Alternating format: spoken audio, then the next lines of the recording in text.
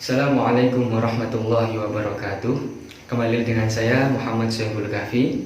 Pada video kali ini saya akan membacakan salah satu kitab, yaitu kitab Risalatul Jami'ah milik Al-Habib Zain, yang mana video ini dibuat untuk memenuhi salah satu tugas UAS, yaitu UAS Fiqih yang diampu oleh dosen Bapak Aris Mahmudi.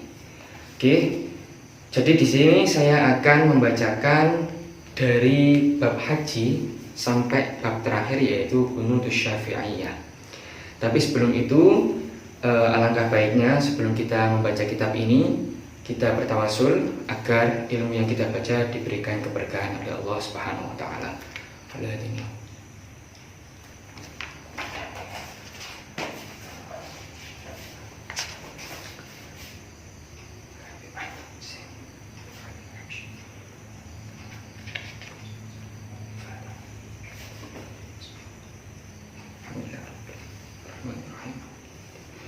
Iya karena iya nasta'in suratul ladzina. Oke, kita lanjutkan untuk memulai pada bab haji. Jadi di sini saya akan sedikit menjelaskan, membaca terlebih dahulu, kemudian menerjemahkan dan menjelaskan sedikit saja dari kandungan atau matan yang ada di kitab ini yang semampu saya dan sebisa saya. Jadi kita mulai pada halaman ke-37. Bismillahirrahmanirrahim. Al-hajju wa ammal hajju, bab haji, dan adapun haji itu, fahuwa khamisu arkanil Islam, adalah rukun Islam yang kelima. Wa huwa fardun ala kulli muslimin mukallafin hurrin, yang haji itu wajib fardu atas setiap muslim yang mukallaf lagi merdeka. Wa kadal umratu fil umri marratan, begitu juga pada umroh semasa hidup sekali.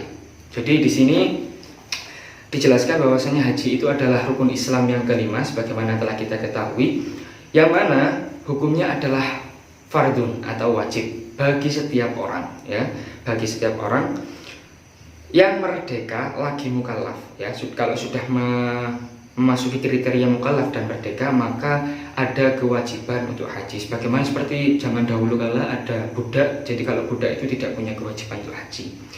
Dan juga begitu juga dengan umroh, maka haji dan umroh ini semasa hidup wajib cuma satu kali.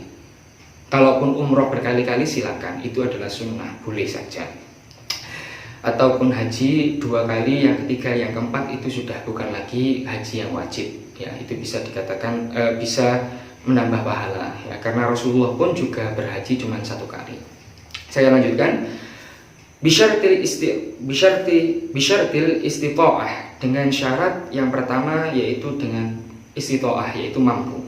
Wahia, yaitu ayyamlika ma yahtaju ilaihi, hendaknya dia memiliki apa yang dia butuhkan, fi safarihi, pada perjalanannya, ilal haji, untuk haji, zahaban wa iyaban, baik ketika berangkat dan iyaban, yaitu ketika pulang.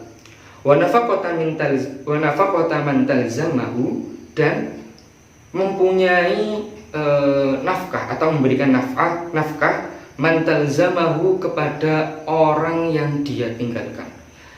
Nafaqatuhu ila ruju'i, yang mana nafkahnya itu bisa digunakan sampai kepulangannya dia. Jadi syaratnya juga, termasuk syarat orang bisa haji adalah mampu. Mampu di sini bukan hanya mampu ketika berangkat saja, tapi terus pulangnya nggak punya uang, akhirnya ngemis-ngemis ke orang, tidak.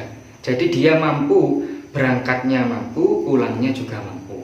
Dalam kutip punya sangu, dan juga punya simpanan untuk orang-orang yang dia tinggalkan. Contoh seorang ayah pergi haji, maka ayah ini wajib memberikan nafkah selama dia bepergian. Contoh 40 hari berpergi haji, maka selama 40 hari nafkah itu harus sudah ada untuk keluarganya selama 40 hari itu ditinggalkan. Wa a'malul haji salah satu asya, dan perbuatan-perbuatan haji itu ada tiga. Yang pertama arkanun wa wajibatun wa sunanun. Yang pertama adalah rukun-rukun, yang kedua adalah kewajiban-kewajiban, yang ketiga adalah sunnah-sunnah. Lanjut ke rukun-rukunnya. Fa arkanul khamsatun, maka rukun-rukunnya haji itu ada 5. Al-ihramu, yang pertama adalah ihram. Apa ihram itu kira-kira? Wa huwa niyatud dukhuli, yaitu niat masuk fil haji, dalam haji, awil umrah atau umrah. Jadi maksudnya ihram itu adalah sebagaimana kalau kita ibaratkan itu adalah gerbangnya orang kalau mau masuk, dia mau berhaji, kalau kita mau masuk ke wahana seumpama. Jadi gerbangnya itu adalah ihram. Kalau kita mau masuk ke Jatim Park seumpama, maka gerbangnya itu adalah ihram. Oke, saya lanjutkan dulu. Wa yustahabbu ayyakula ma'adzalik, dan disunnahkan ketika berihram itu dia berkata atau berniat dengan nawaitul hajja awil umrata, saya berniat haji atau umroh, wa ahramtu bihi lillahi ta'ala, dan aku berihram dengannya lillahi ta'ala, karena Allah ta'ala. Kalau haji ya nawaitul hajja wa ahramtu bihi lillahi ta'ala. Tapi kalau umroh, nawaitul umrata wa ahramtu bihi lillahi ta'ala. Jadi seperti itu, tinggal disesuaikan saja dia mau ketika itu umroh ataupun haji.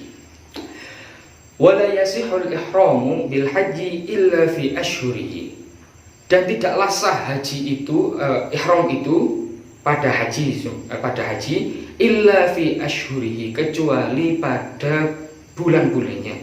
Wa hiya Syawalun wa Dzulqa'dah wa asyru Dzulhijjah wa akhiruha tulu'u fajri lailatin nahri. Jadi di sini haji itu tidak bisa sewaktu-waktu 12 bulan dalam setahun bisa dilakukan, tidak bisa. Jadi biasanya kalau kita tahu itu ada namanya musim haji. Musim haji itu bisa dilakukan pada Syawal, Dzulqa'dah, dan 10 hari pada Dzulhijjah. Jadi orang bisa berniat haji atau ihram tadi masuk gerbangnya itu pada bulan Syawal yang pertama, yang kedua pada bulan Dzulqa'dah, yang ketiga ada 10 hari pertama di bulan Dzulhijjah. Kemudian di sini dikatakan wa akhiruha, dan akhirnya, terakhirnya yaitu pada tulu'i fajri lailatin nahri, ketika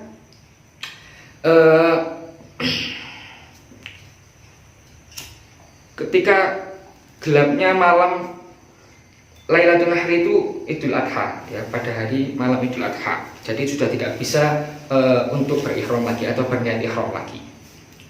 Wa baqil arkan, dan sisanya dari rukun-rukun setelah yang pertama tadi adalah ihram, yaitu yang tersisa al-wuqufu bil Arafah, wukuf di Arafah, wa tawaful ifadah, dan tawaf ifadah, was sa'yu, sa'i, wal halqu awit taksir.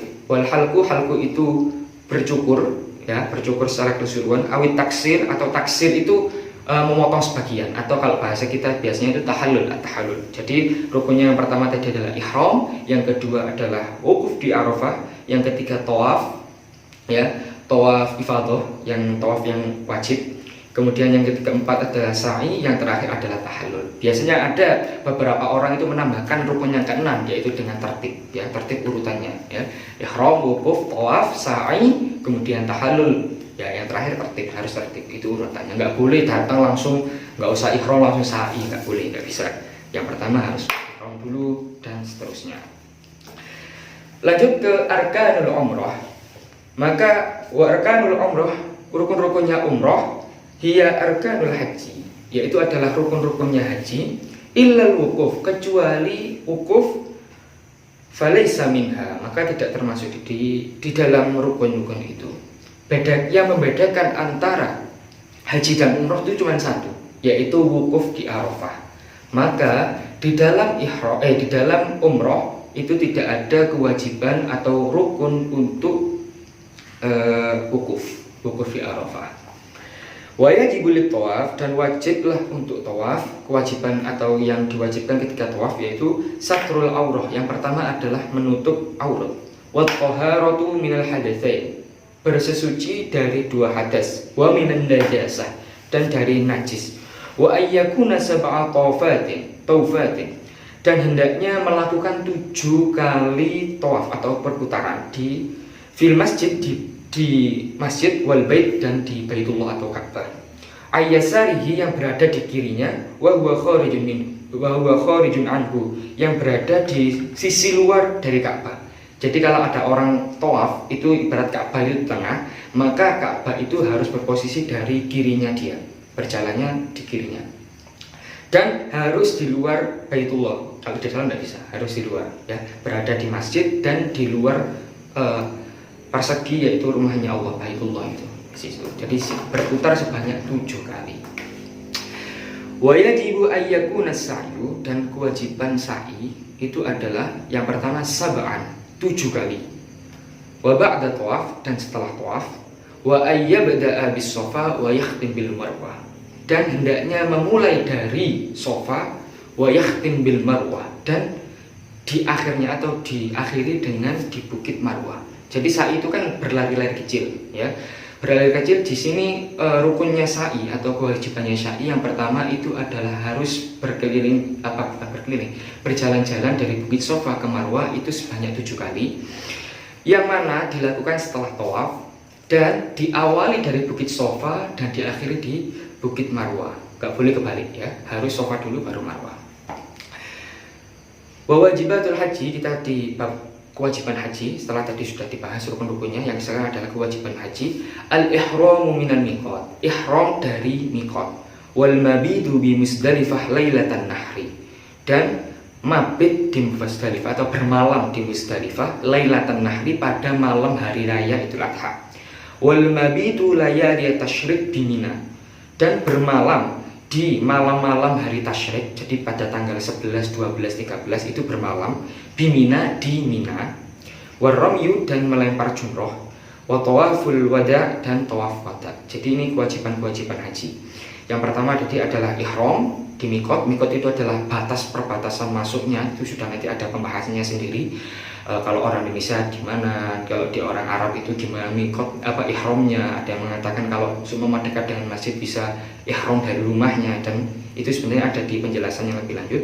Wal mabitu bi Musdalifah, bermalam di Musdalifah, ya kita biasanya kalau kita lihat di TV-TV itu biasanya ya kalau waktu malam hari raya itu di Musdalifah ini ramai sekali karena seluruh umat Islam yang haji itu bermalam di situ semua. Dan bermalam pada malam hari raya itu di Musdalifah, besoknya pada hari tasyriknya itu bermalam di Mina selama 3 hari di sana.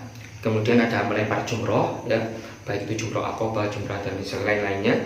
Dan yang terakhir adalah tawaf wada. Tawaf wada ini adalah tawaf perpisahan, ya, sebagaimana sunnahnya Rasulullah. Ketika Rasulullah dulu haji pun, ketika mau pulang dari Mekah ke Madinah, kembali ke Madinah, maka beliau juga melakukan tawaf wada, yaitu tawaf perpisahan dengan Masjidil Haram atau dengan Ka'bah, dengan Mekah.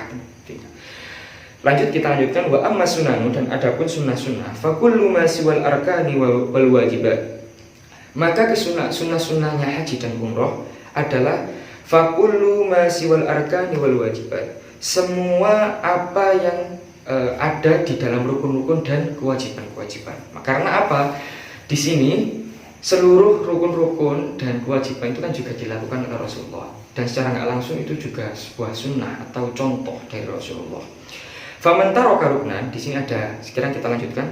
Faman taraka ruknan, maka barang siapa yang meninggalkan rukun, lam yasihha hajjuhu, maka tidaklah sah hajinya.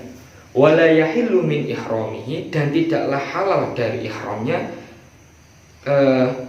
hatta ya'tiya bihi wala yajburuhu damun wala ghairuhu.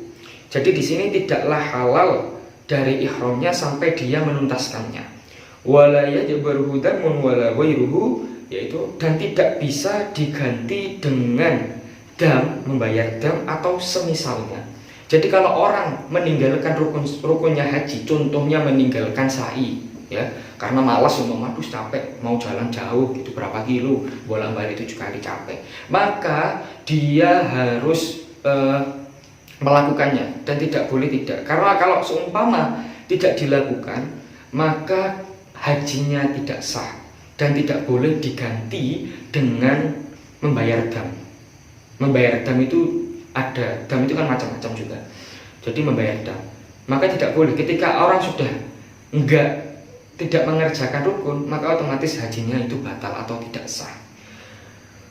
Wa satu minal arkani la tafutuhu madama hayyan. Dan ketiga dari rukun-rukun tidak bisa diganti dengan dam, yaitu at-tawaf was-sa'yu wal halqu, yaitu tawaf, sa'i dan mencukur. Seperti yang saya katakan tadi, tidak bisa rukun itu diganti dengan dam. Wa man taraka syai'an minal wajibat, dan ini perbandingannya. Wa man taraka syai'an, dan barang siapa yang meninggalkan sesuatu minal wajibati, dari kewajiban-kewajiban, ya. Jadi kalau ada orang haji, kalau tadi kan rukun, ini sekarang haji. Kalau tadi kan rukun, sekarang adalah kewajiban, wajib haji. Maka barang siapa meninggalkan wajibnya haji seperti bermalam di Mina, bermalam di Musdalifah, melempar jumroh, itu tidak dilakukan salah satunya seumpama. Soha hajjuhu, hajinya tetap sah. Walazimahu dam, tapi dia diwajibkan membayar dam. Wa alaihi ismun, dan atasnya dosa atau dia akan mendapatkan dosa illam yu'dzar, jika tidak berhalangan. Jadi kalau nggak berhalangan, terus tiba-tiba sengaja meninggalkan mabit di Musdalifah, seumpama nggak tidur di Musdalifah tapi pindah ke hotel mana, seumpama mencari yang lebih longgar orangnya seumpama, maka dia itu wajib untuk membayar dam. Hajinya sah, tidak seperti rukun tadi. Kalau rukun sekali ditinggalkan dia sudah tidak sah. Tapi kalau wajibnya haji itu masih sah hajinya, tidak mengulang, jadi masih sah, masih bisa diterima. Cuman ada dendanya. Nah, dendanya ini adalah dam, namanya itu dam. Dan dam ini macam-macam. Ada yang harus membayar kambing, ada yang dengan berpuasa, seperti itu. Kita lanjutkan. Wa man taraka syai'an minas sunani. Nah, ini barang siapa yang meninggalkan kesunahan dalam haji, fala syai'a alaihi, maka tidak ada tanggungan atas dia atau tidak apa-apa. Walakin akan tetapi tafutuhul fadilah, hilanglah kefadilahannya atau keutamaannya. Tadi rukun. Yang pertama, kalau rukun ditinggalkan maka hajinya tidak sah dan harus mengulangi. Sedangkan kalau yang kedua tadi adalah wajib haji. Wajib haji bila tidak dilakukan mengganti dengan membayar dam, ya, dengan membayar dam.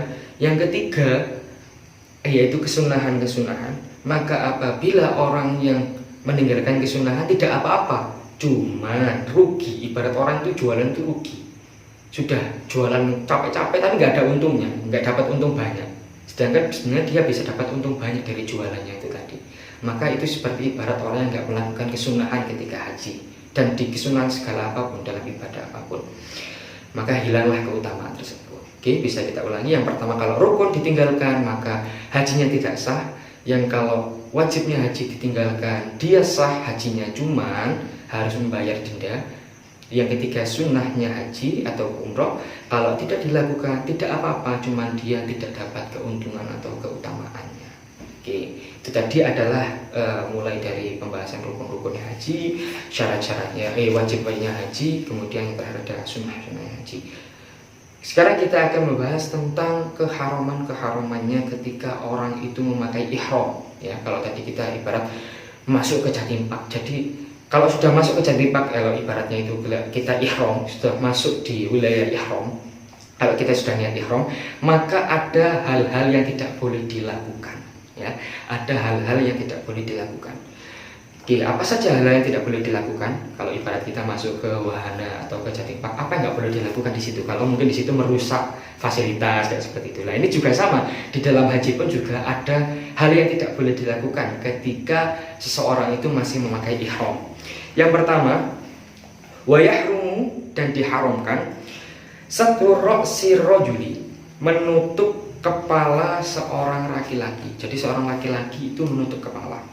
Wa wajhil mar'ati, dan bagi perempuan, sedangkan perempuan wajahnya perempuan. Al muhrimaini, yaitu dua orang, yaitu tadi ar-rajul wal mar'ah, yang berihram, yang masih pakai ihram, au ba'dihima, atau sebagian dari keduanya. Jadi kalau orang itu sedang berihram, yang laki-laki tidak boleh memakai tutup kepala. Contohnya karena panas, mungkin udah nggak kuat dia, karena biasanya kesibukan di Atlantis ya, di Atlantik, Samudra Atlantik sana dingin, terus kemudian dia haji nggak kuat panasnya di Timur Tengah, akhirnya dia pakai topi, maka tidak boleh, haram di situ ya, karena seorang laki-laki tidak boleh memakai sesuatu pun di atas kepalanya.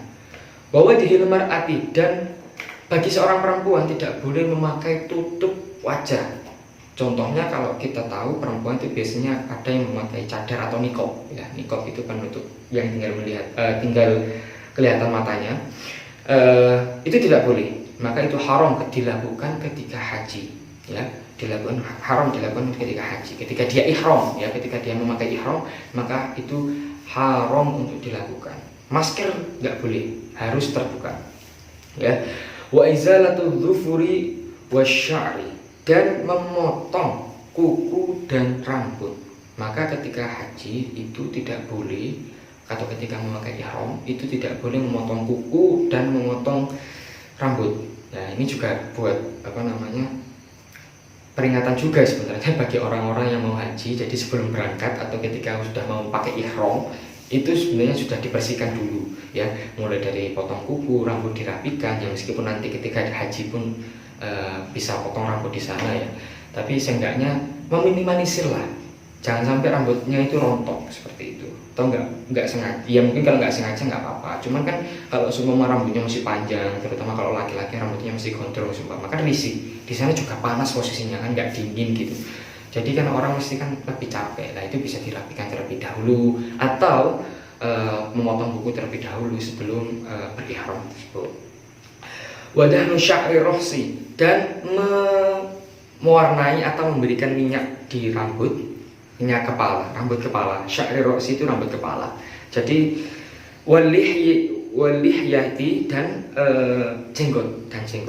Jadi kalau orang berhaji atau berihram tidak boleh memakai minyak Gatsby seumpama di rambutnya, atau mewarnai rambutnya, disemir merah, kuning, hijau kayak pelangi gitu seumpama.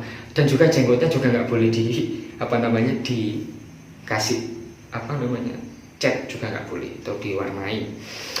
Watatuyyibu jami'al badan, dan memakai wangi-wangian di seluruh badan. Jadi kalau haji dan umroh itu nggak boleh memakai wangi-wangian terlalu banyak ya, sampai kayak biasanya mandinya wangi itu nggak boleh ya, sampai satu badannya wangi semua, itu tidak boleh, dan itu haram hukumnya, bukan lagi makruh, ndak, haram sudah, nggak boleh ya.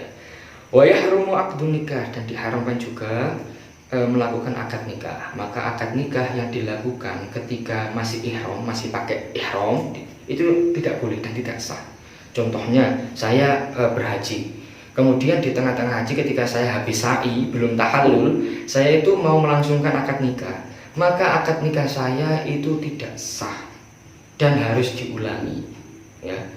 Loh, kan kita tahu banyak orang itu yang melakukan akad nikah waktu haji juga di Masjidil Haram semua. Loh, iya memang ada, cuman biasanya kebanyakan mereka itu melakukan akad nikah setelah rukun-rukun haji itu dilakukan semua ya, baik itu mulai dari ihram, wukuf, tawaf, sa'i, kemudian terakhir tahallul. Kalau sudah selesai maka boleh, kan sudah nggak haji lagi karena sudah selesai runutannya, itu baru boleh. Wal jima'u wa muqaddimatuhu, dan berjima atau berhubungan suami istri, wa muqaddimatuhu, dan muqaddimahnya. Jadi yang berhubungan dengan hal seperti itu tidak boleh dilakukan ya, ditahan dulu selama prosesi haji itu ditahan dulu, tidak boleh dilakukan. Jadi kalau sudah bawa, biasanya itu kan ada, kalau istri haji itu biasanya diperbolehkan dibarengkan dengan mahramnya atau biasanya suaminya. Nah, itu ketika dalam prosesi melakukan rukun-rukunnya haji itu tidak boleh ya, tidak boleh berhubungan suami istri ataupun muqaddimahnya ya. Muqaddimahnya itu ya, pembukanya itu sudah tidak boleh ya, ditahan dulu. Wa itslafu kulli hayawanin bariyyin wahsyiyyin ma'kulin, dan tidak boleh atau haram seseorang itu membunuh atau berburu ya, berburu setiap hewan ya, setiap hewan bariyin darat, wahsyiyin yang liar ya, makulin yang dapat dimakan. Contohnya ada seseorang haji ini hobinya berburu burung di hutan ya. Jadi penembak jitu. Kemudian karena sudah di Arab sana burungnya itu lebih besar daripada yang di Malang Jawa Timur ini. Maka dia itu kepingin berburu. Maka ketika dia membunuhnya itu termasuk tidak boleh atau diharamkan ya. Membunuh hewan liar yang ada di Makkah sana, baik itu kadal atau apalah pokoknya itu yang bisa dimakan. Mungkin kan ada kadal burung dan wali wasohbi dan teman-temannya itu, maka itu tidak boleh untuk dibunuh atau diburu, dimatikan. Atau bisa biasanya dengan merusak taman-taman di sana juga nggak boleh ya. Wal mar'atu karrajuli, dan perempuan itu seperti laki-laki fil muharramat, di dalam keharaman-keharamannya. Maka perempuan juga sama, nggak cuma laki-laki saja yang nggak boleh berburu, sama, semuanya sama, tidak boleh.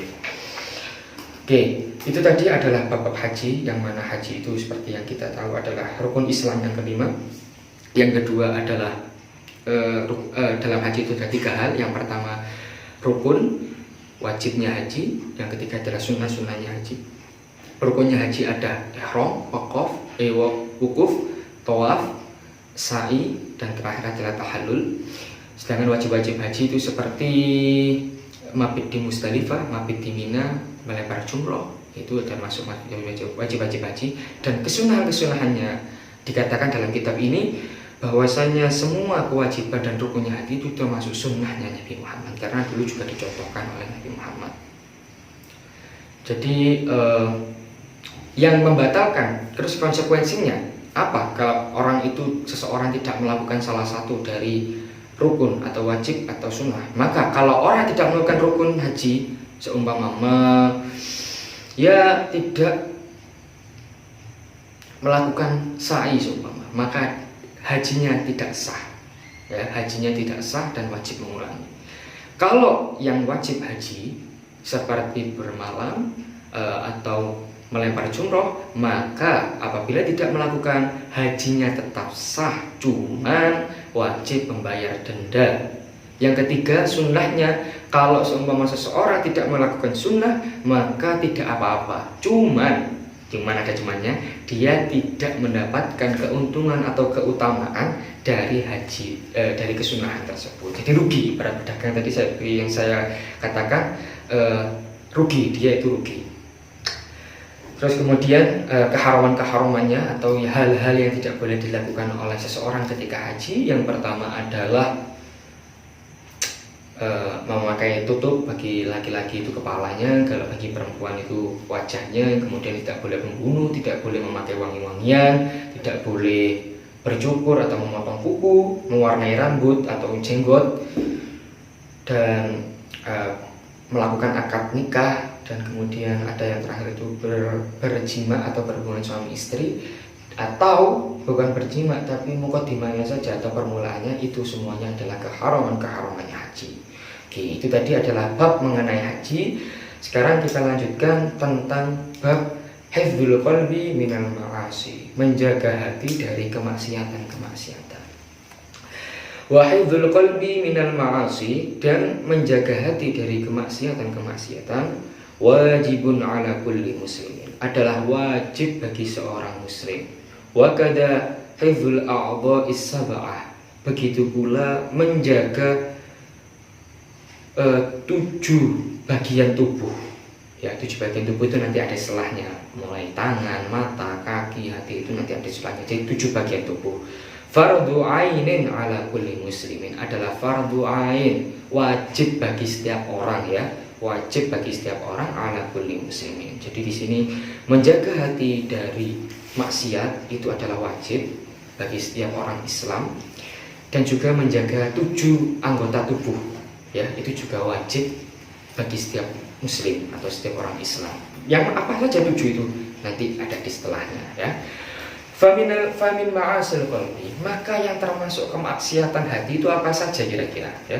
Jadi di sini ada maksiat-maksiat hati. Apa sih kira-kira maksiat-maksiatnya hati itu? Yang pertama asyakku, yaitu ragu-ragu fillahi ta'ala, terhadap Allah Ta'ala. Jadi ada keraguan dalam hatinya, ragu Allah itu ada apa enggak, maka itu otomatis dia sudah melakukan salah satu keharamannya hati, ya, sudah melakukan sebuah hal yang tidak boleh dilakukan, yang haram, ya.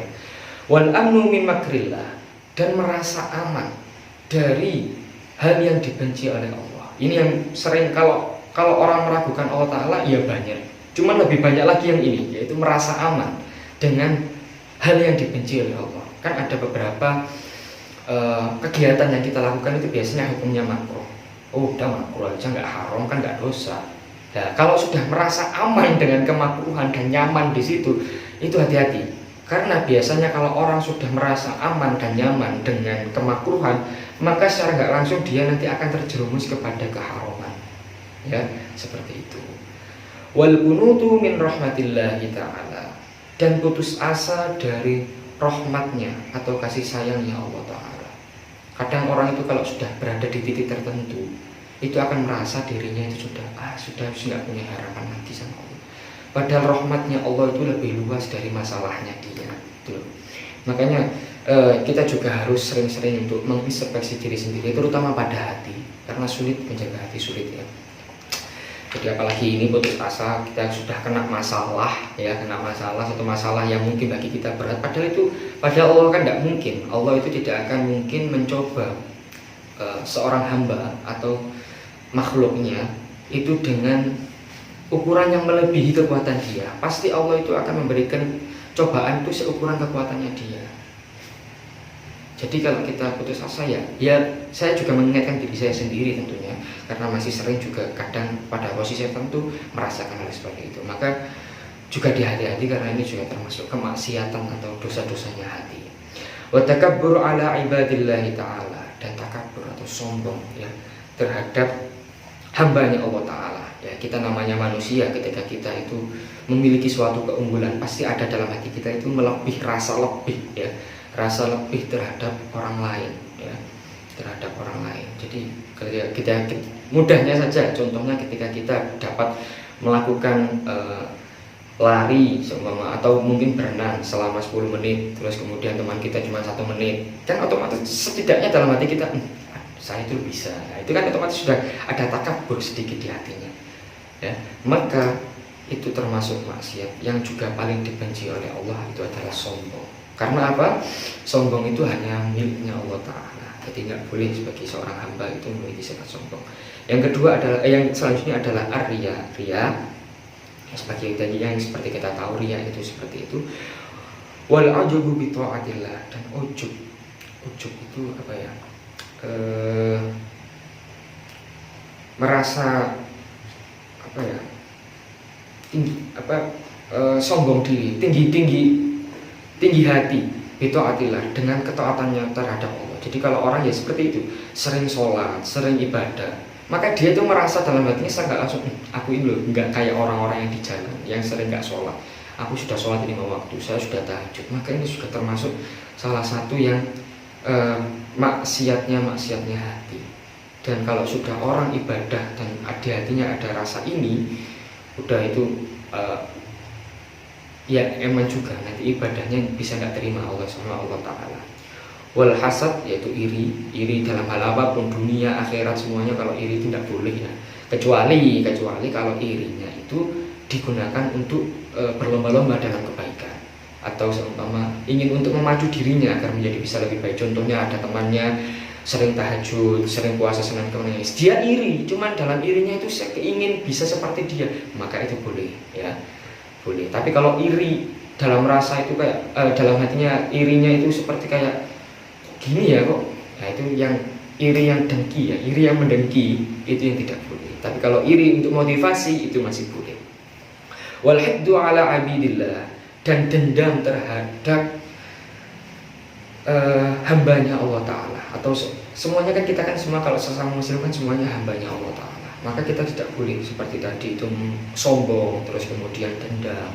Ya, ini sebenarnya juga sulit. Saya juga mengingatkan diri saya sendiri sekali lagi, karena penyakit-penyakit ini tuh sebenarnya secara nggak langsung bisa keluar dalam hati kita. Nggak sadar kita itu punya rasa seperti itu nggak sadar. Dendam, iri, dengki, sudah Itu sudah kompleks sudah ya penyakit-penyakitnya hati. Wa ma'nal hasad, dan makna dari iri itu adalah karahiyatun ni'mah, benci terhadap suatu nikmat alal muslim yang diberikan kepada seorang muslim, wastisqaluha, dan merasa berat atas nikmat tersebut. Nah, ini definisinya iri. Jadi kalau seseorang itu punya satu nikmat, contohnya biasanya gini. Ada orang tetangganya beli AC kok yang kepanasan, tetangganya yang beli AC kok dia yang kepanasan gitu loh. Ya, jadi seperti itu ibaratnya. Orang tetangganya dapat nikmat, mau AC, kulkas, mobil baru, apapun lah, anaknya juara, maka dia iri, panas, dia nggak terima sama Allah. Dia kasih kulkas, kok bisa beli kulkas, dia iri dan tidak terima sama nikmat yang sudah diberikan sama Allah, maka itu juga termasuk hasad. Wastisqaluha, dan merasa berat. Jadi berat hati kan biasanya gitu. Kalau orang iri itu otomatis sudah hatinya itu merasa berat. Kok bukan aku saja gitu, bukan saya gitu yang dapat itu. Kok tetangga saya dapat kulkas, kok bukan saya? Nah, itu tidak boleh. Oke, saya lanjutkan. Wa minha, dan diantaranya dari kemaksiatan yang itu tadi, al-israru ala maksiatillah, menutupi atas maksiatnya Allah Ta'ala, ya. Wal bukhlu bima aujaba Allah Ta'ala, bakhil terhadap apa yang diwajibkan Allah Ta'ala. Wasu'udun, dan bersu'udun, berburuk sangka billahi, terhadap Allah, wa bi khalqillah, dan kepada makhluknya Allah, ada ciptaannya Allah. Ini saja, nggak cuma kita kepada Allah saja kita nggak boleh bersuudzon, kepada makhluknya itu kita boleh bersuudzon. Contohnya ada orang habis keluar dari tempat pelacuran seumpama, maka kalau kita sebenarnya kalau harus menjaga hati, kita nggak boleh bersuudzon. Ya, kita mengira, ya memang kita menghukumi dari luarnya, cuman kita juga nggak boleh untuk merasa atau mempunyai prasangka kalau dia itu habis berbuat maksiat, kecuali kalau kita melihat langsung dia habis berzina di tempat pelacuran. Tapi kalau dia cuma lewat, ya mungkin cuma lewat, tapi pas ketepatan waktu itu dia jalannya biasanya mau ke rumahnya ditutup, akhirnya dilewat gang itu gitu loh. Nggak ada niatan mau ikut zina di pelacuran. Cuman kalau kita sudah otomatis sudah kita prasangka kalau dia habis melakukan hal zina itu tadi, ya. Ini kepada makhluk, ya, apalagi kalau suudzon kepada Allah itu sudah nggak boleh sama sekali juga. Ke makhluk aja nggak boleh, apalagi kepada penciptanya, ya kan. Bersuudzon kepada Allah itu sebenarnya secara nggak langsung juga bisa kadang kita lakukan, atau kita lakukan tanpa terasa, ya, seperti itu. Oke, selanjutnya watasgiru lima a'zamallah, dan meremehkan atau merendahkan lima a'zamallah, pada apa yang Allah agungkan. Jadi ada beberapa hal yang Allah agungkan, min ta'atin au maksiatin, yaitu berupa taat, ketaatan, atau kemaksiatan. Jadi orang meremehkan ketaatan, wis taat aja santai, kemaksiatan, maksiat itu enteng, nggak usah ngapain, itu nggak boleh. Au Qur'anin, atau terhadap Al-Qur'an, au ilmin, atau terhadap ilmu. Nah, ini juga ilmu yang bahaya, ya. Kalau semua ilmu ini buat apa sih, itu juga nggak boleh, karena ilmu itu semuanya dari Allah Ta'ala. Au jannatin au narin, atau surga atau neraka. Wa kullu dzalika minal ma'asi wal khaba'ithil muhlikat. Maka semuanya itu, semua hal-hal yang sudah saya sebutkan tadi adalah termasuk kemaksiatan dan kekejian muhlikat, al-muhlikat, yang akan menghancurkan. Bal ba'du dzalik mimma yudkhilu fil kufri. Akan tetapi sebagian dari hal itu mimma termasuk fil kufri.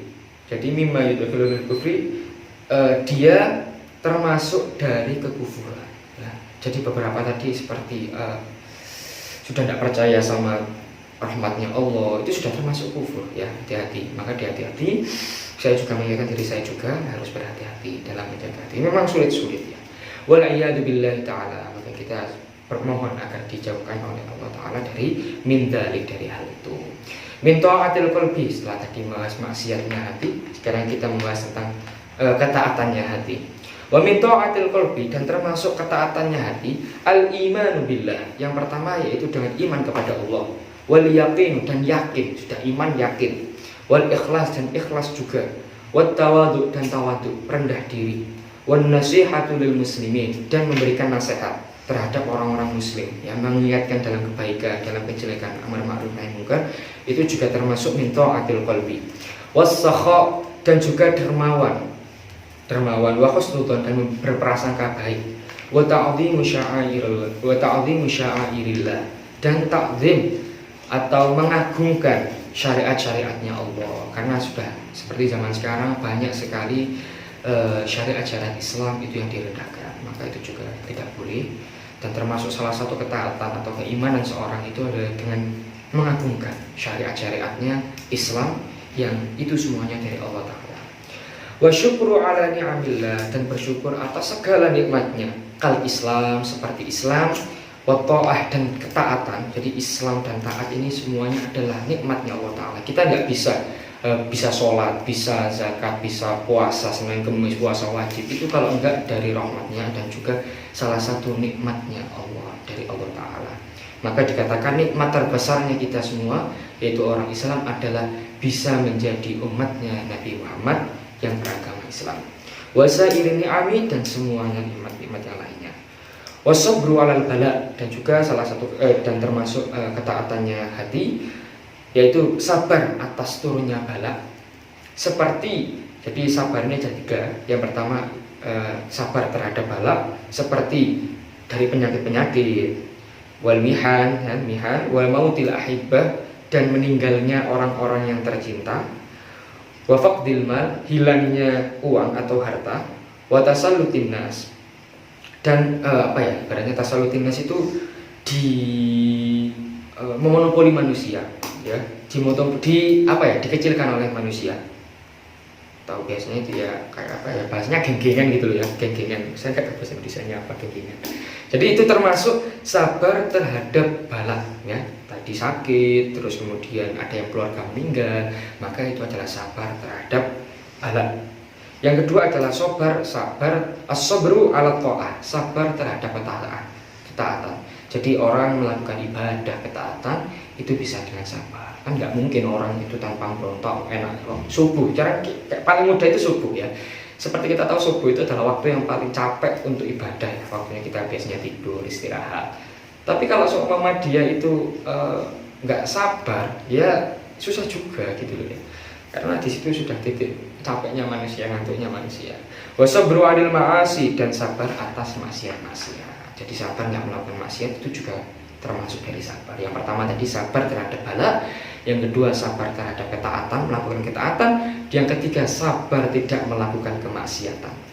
Oke, wastiqah birrizki minallah dan percaya, ini termasuk ketaatannya hati, percaya terhadap rezekinya Allah Ta'ala, bahwa percaya semuanya rezeki itu dari Allah Ta'ala.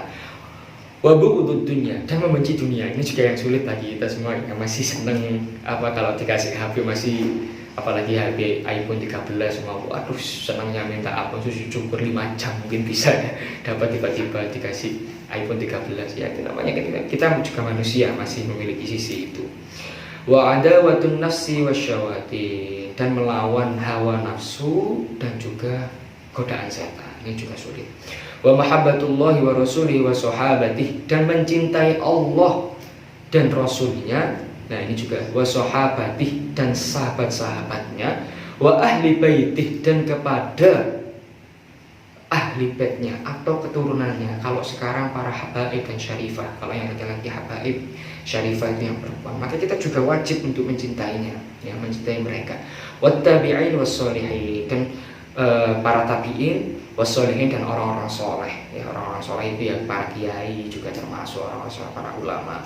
Waridhu anillah dan rela kepada Allah, wa tawakkul alaihi dan bertawakal, berserah diri kepada Allah, wa ghairu dzalik dan semisalnya atau lainnya, minal wajibatil qalbiyah dari kewajiban-kewajibannya hati. Oke, itu tadi ada ketaatan-ketaatannya hati. Oke, sekarang kita masuk ke bagian-bagian maksiatnya jawarih, itu badan atau seluruh tubuh. Ya, seperti tadi ada 7 bagian yang seperti yang saya sebutkan di sebelumnya. Ma'asiyal jawarih wa amma ma'asiyal jawarih, adapun kemaksiatan-kemaksiatan jawarih atau tubuh, Fama'asiyal batan, ini adalah kemaksiatan yang pertama, yaitu dari maksiatnya perut. Apa saja maksiatnya perut? Mithlu akli riba, seperti orang yang makan harta riba atau uang riba. Wa syurbi kulli muskirin, dan meminum segala apapun yang memabukkan. Ya, di sini nggak dikatakan itu anggur, enggak. Tapi wa syurbi kulli muskirin, setiap apa yang memabukkan. Ya, karena setiap zaman itu yang memabukkan itu beda-beda dan terus berkembangnya. Maka itu tidak boleh. Ada yang sekarang, kalau zaman sekarang ada yang ditambahi minum apa ale-ale ditambah aftur semua, makanya juga memabukkan, seperti itu juga haram juga hukumnya minum seperti itu. Wa aklil malil yatim, memakan hartanya orang yatim. Wa kulli ma haramallahu minal ma'kulati wal masyrubat, dan setiap apa yang Allah haramkan dari makanan-makanan dan minuman-minuman. Kalau makanan ya seperti babi, anjing, terus kemudian yang bertaring, harimau itu bertaring, dan minuman-minuman seperti minum darah itu tidak boleh. Ya. Wa qad la'anallahu wa rasuluhu, dan di sini Allah pasti melaknat, Allah dan Rasulnya pasti melaknat akilar riba, orang yang memakan riba. Wa kullaman a'ana ala aklihi, dan setiap orang yang membantu memakannya. Oke, saya lanjutkan dulu. Wa la'ana syaribal khamri, dan melaknat peminum khamr. Wa kullaman a'ana ala syurbiha hatta al-ba'i'alaha, dan setiap orang yang membantu agar bisa minum syurbiha, agar bisa meminum khamr, hatta sampai al-ba'i'alaha, penjual khamr itu sendiri. Nah, ini yang maksudnya a'ana itu adalah penyedianya. Baik yang menyediakan riba ataupun penyedia khamr, itu dosanya sama-sama dilaknat sama Allah. Kan saya cuma menjual, ibarat saya nggak ikut minum, saya nggak pernah minum tapi saya ikut menjual, sama saja dilaknat sama Allah Ta'ala. Maka sama-sama tidak boleh, karena secara nggak langsung dia memfasilitasi orang lain agar minum minuman keras. Kita itu tadi adalah kemaksiatan perut. Saya lanjutkan, ma'asiyal lisan, kemaksiatan lisan atau lidah atau mulut, ya. Ma'asiyal lisan katsirun aidon, dan maksiatnya lisan itu banyak sekali juga. Mithlul ghibah, seperti ghibah. Ini ghibah itu apa kira-kira? Ya, seperti yang kita tahu ghibah. Wa hiya dzikruka akhakal muslim bima yakrahu wa in kunta shadiqan, yaitu kalian menyebutkan saudaramu yang Islam bima yakrahu, dengan apa yang dia benci, wa in kunta shadiqan. Jadi kayak seumpama kita itu bercerita, kita cerita seperti si A, saya cerita kepada si C tentang si A, padahal yang saya ceritakan itu dibenci sama si A. Contohnya si A itu nggak mau dibilang orang yang ngelinduran, tapi saya cerita ke si C, si A itu ngelinduran, padahal bener, padahal kenyataannya juga si A ngelinduran, tapi dia benci. Maka ini juga termasuk ghibah, apalagi yang sudah jelas-jelas tidak bisa, yang jelas-jelas tidak dilakukan, yang jatuhnya bukan lagi ghibah, bisa lagi ke fitnah seperti itu. Wan namimah, adu domba, wal kadhib, bohong, wasyatmi, mencaci, wasabbi atau memaki, wala'ni, melaknat, wa ghairiha, dan semisalnya, yaitu tadi ya sudah kita tahu ya, meskipun di masyarakat pun juga, bukan di Islam saja, semua jika ini perbuatan-perbuatan terkecil semua, mengadu domba, bohong, dan lain sebagainya. Kita lanjutkan ke ma'asiyal aini, yaitu maksiatnya mata. Wa ma'asiyal aini, dan termasuk maksiatnya mata, mislun nadhari ila nisa ila jinabiyah, yaitu melihat, memandang, ya, kepada wanita-wanita ajnabiyah. Ajnabiyah itu yang bukan mahram kita, ya. Ini juga sulit sebenarnya, juga masyarakatnya juga banyak itu. Wa nadharil aurat, dan melihat aurat-auratnya. Kalau auratnya, kalau kita kan sesama laki-laki tidak apa-apa, ya bisa seperti itu. Laki-laki auratnya antara pusar sampai lutut. Maka ketika kita melihat di bawah pusar teman kita yang sesama laki-laki seumpama, itu juga tidak boleh, itu juga termasuk melihat auratnya.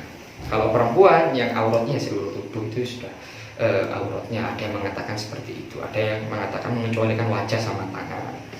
Wan nadhuri bil istiqqari ilal muslim, dan melihat atau pandangan bil istighfar, dengan merendahkan ilal muslim. Jadi kita memiliki pandangan merendahkan orang lain. Orang di jalan itu loh, bau, sudah nggak pernah akan masuk surga itu kira-kira. Kita melihat orang yang nggak nggak terawat di tengah jalan, itu tidak boleh. Dan itu juga termasuk maksiatnya mata, ya. Wan nadhri fi baitil ghairi bi ghairi idnillah, ini juga yang termasuk secara nggak langsung kita sering lakukan juga, memandang ke rumah seseorang atau orang lain bi ghairi idni, tanpa izinnya. Nah, sedangkan kita kan biasanya kalau jalan-jalan itu sering kan kanan kiri lihat rumah orang, itu sebenarnya tidak boleh karena ditakutkan ada privasi orang tertentu atau seseorang yang kita lihat rumahnya yang tidak ingin dia lihat, akhirnya dia sakit hatinya karena kita lihatin rumahnya seperti itu. Jadi juga hati-hati juga. Lanjut yang keempat, yaitu ma'asil udhun, kemaksiatannya telinga, yaitu kal istima'i ilal ghibah, mendengarkan ghibah, ya, mendengarkan orang rasan-rasan, itu juga termasuk berdosa, ya, termasuk dosanya telinga. Wa ghairi dzalik minal muharramat, dan semisal hal itu dari keharaman. Jadi juga hati-hati kalau ada orang yang ghibah, kalau kita semua ingin menghindar ya sudah pindah aja, ya. Ma'asiyat yang kelima, yaitu kemaksiatannya tangan. Ma'asiyat, dan termasuk kemaksiatannya tangan kat tatfi fil kaili wal wasni, yaitu seperti mengurangi timbangan dalam mengurangi timbangan dan takaran, ya. Contohnya ini banyak lah kita tahu secara nggak langsung. Contohnya kita jualan di pasar, kemudian orang beli 1 kilo cabai, ketika timbang sudah pas 1 kilo, tapi ketika kita masukkan ke resek kita ambil 3 biji, itu sudah tidak boleh, ya, itu tidak boleh. Wal khiyanah, dan khianat, wasariqah, dan mencuri, wasail muamalatil muharramah, dan melakukan segala sesuatu yang haram, ya, memukul, mencuri, mengurangi itu tadi. Wal kalqatsli, seperti membunuh, ya, membunuh pakai tangan itu nggak boleh, ya. Bukannya kalau nggak pakai tangan boleh, ya, tetap semua membunuh nggak boleh. Wadurbi bighairi haqqi, dan memukul tanpa hak atau tidak benar. Tiba-tiba kita mukul teman kita, tapi yang bukan, biasanya kalau sekadar dalam kadar guyon itu mungkin nggak apa-apa, tapi kalau sudah sampai menyakiti, ya, itu nggak boleh. Padahal dia nggak salah apa-apa, terus kemudian kita pukul, ya, itu nggak boleh. Lanjut ke maksiat yang ke-6, yaitu ma'asyir rijl, yaitu kemaksiatan kaki. Ma'asyir rijli, dan termasuk kemaksiatan yang kaki, al-masyu, berjalan, fi si'ayatin di muslimin au qatslihi, dalam untuk memfitnah atau membunuh. Jadi kalau kita sudah mau niatan bunuh orang, itu sudah maksiat dulu. Itu apa? Ya, dari selain hati, ya, itu adalah kaki, karena kaki itu yang membawa kita ke orang yang mau kita bunuh. Maka itu juga sudah termasuk dengan maksiatnya kaki.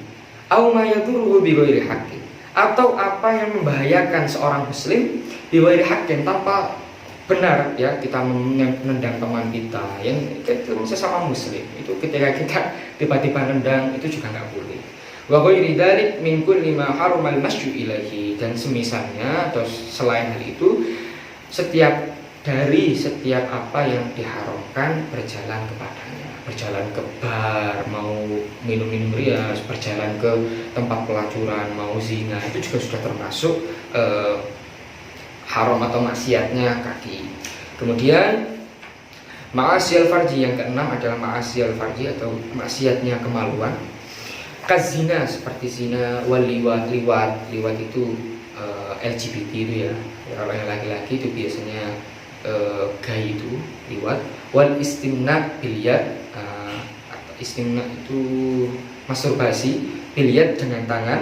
Wa ghairiha, dan semisalnya min ma'asil farji, ya, situs pokoknya bisa bisa dinalar sendirilah, termasuk maksiatnya kemaluan itu seperti apa, ya. Ma'asil badan yang terakhir, yang ketujuh, yaitu kemaksiatannya bikul badan, seluruh tubuh. Kalau uququl walidain, yaitu tidak berbakti atau durhaka bil walidain, kepada kedua orang tua, ya, itu kan otomatis seluruh tubuh yang dipakai, tangan, kaki, mulut, hati, semuanya, mata kepakai semua ya. Ketika orang durhaka kepada orang tuanya, satu atau keduanya ya, bukan dua. Kan kalau satu enggak apa-apa karena yang di situ kan dua, enggak semuanya, salah satunya, duanya itu sama-sama enggak boleh. Wal firar minaz zahfi wa huwa minal kabair. Ini juga lari, firar itu lari minaz zahfi dari peperangan. Wa huwa minal kabair, dan termasuk dosa-dosa besar. Jadi kalau zaman sekarang mungkin tidak ada ya, jarang. Tapi kalau dulu zamannya Nabi Muhammad dulu kan masih banyak perang, zaman-zaman pertengahan. Kalau orang itu lari, sebenarnya dia sudah dapat kewajiban untuk perang. Perang di sini untuk membela negaranya atau membela agamanya. Terus kemudian dia kabur, maka dia termasuk sudah melakukan dosa besar. Ya. Wa ghairi ma dzukira, dan selain apa yang telah disebutkan. Mislu qati'atir rahim, semisal memutus tali silaturahmi, wa dzulmin nas, dan mendolimi manusia. Jadi juga hati-hati qati'atir rahmi. Kalau kita semua ada masalah dengan teman kita sampai kita musuhan, itu hati-hati. Karena dikatakan bahwasanya kalau seseorang memutus tali silaturahmi kan hubungan, bukan karena nggak bisa hubungan ya. Kalau nggak bisa hubungan kan mungkin rumahnya jauh, akhirnya nggak bisa kontak-kontak. Kalau sekarang mungkin masih bisa dengan HP ya. Yang dimaksud qati'atir rahmi di sini adalah memutus hubungan. Ada masalah, akhirnya tidak saling berhubungan, saling sampai bertahun-tahun, waduh itu naudzubillah ya. Karena bisa jadi ibadah kita juga nggak diterima sama Allah Ta'ala. Wallahu muwaffiq wal mu'in lima yuhibbu wa yarda. Dan Allah semoga memberikan taufik dan memberikan petunjuk kepada apa yang kita ingin, apa yang Allah cintai dan Allah ridhoi. Wassallallahu ala sayyidina Muhammadin wa ala alihi wasallam. Dan yang terakhir yaitu kunutus Syafi'iyah. Jadi seperti yang kita tahu di dalam madhab Ahlus Sunnah wal Jamaah ada dalam fikih, dalam syariatnya mengikuti 4 madhab, yaitu mulai dari Imam Hambali, Imam Hanafi, Imam Hambali, Imam Hanafi, Imam Maliki, dan Imam Syafi'i. Dan 4 madhab ini dianut oleh Ahlus Sunnah wal Jamaah. Dan di dalam 4 madhab ini seperti kita tahu ada beberapa perbedaan-perbedaan yang di cabangnya, termasuk ada yang baca kunut atau tidak. Di sini dalam kitab ini disebutkan tentang kunut Syafi'i atau kunutnya madhab Syafi'i. Saya bacakan.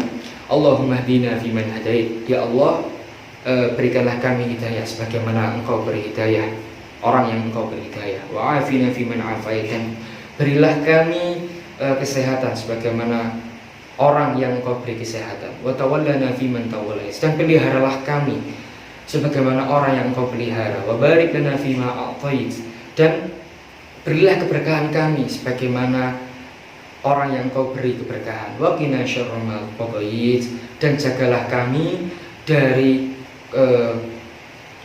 bahaya yang telah Engkau tentukan.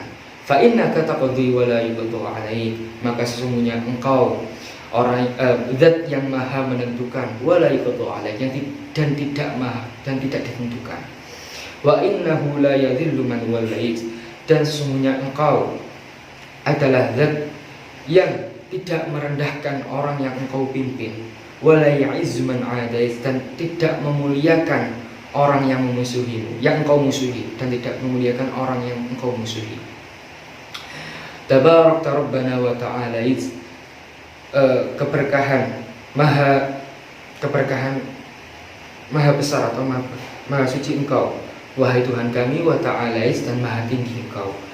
Falakal hamdu ala ma qadait, maka segala pujian atas apa yang Engkau tentukan. Walakas syukru ala ma an'amta bihi wa aulait, dan bagimu rasa syukur atau syukur atas apa yang Engkau telah beri nikmat dan Engkau limpahkan. Nastaghfiruka wa natubu ilaik, dan kami memohon ampun kepadamu dan bertobat kepadamu. Wa sallallahu ala khairi khalqihi Muhammadin, dan salawat terhadap semulia-mulianya, sebaik-baik ciptaan, yaitu Nabi Muhammad SAW, wa alihi, dan kepada keluarga-keluarga beliau, wa ashabihi, dan sahabat-sahabat beliau, wa salam, dan salam kepada beliau. Salawat serta salam terhadap beliau. Allah Ta'ala a'lam bishawab. Itu tadi adalah sedikit atau dari bab haji sampai kunut syafi'iyah, yang mana dari kitab Risalatul Jami'ah wa Tadhkiratun Nafi'ah milik atau karangan Al-Habib Ahmad bin Zaid bin Alwi Al-Habsyi. Semoga apa yang kita baca, apa yang saya sampaikan tadi, apabila ada manfaatnya, itu semuanya dari Allah Ta'ala. Bila ada salah kata, salah ucap, mungkin itu dari diri saya sendiri. Mungkin itu saja yang bisa saya sampaikan. Tidak terasa sudah 60 menit saya membaca kitab ini. Semoga yang kita pelajari dijadikan ilmu yang barokah, manfaat di dunia dan akhirat.